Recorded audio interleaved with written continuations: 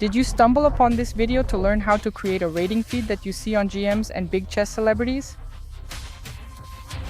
Well, you're in the right video. In this video, I'm going to teach you all the details of how to create a rating feed. For those who don't know, a rating feed is like a score that you receive based on your chess strength.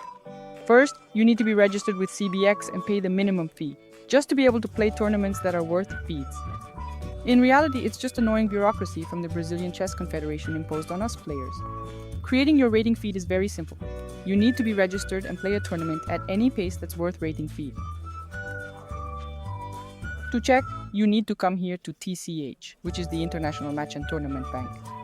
And check here in this rating calculation if it says International ELO. It means that yes, it's worth rating feed. So if it's worth FIDE rating points there in ICC, you need to play with 5 people who already have a feed rating. You cannot play with people who don't have a feed rating, and you must score at least half a point.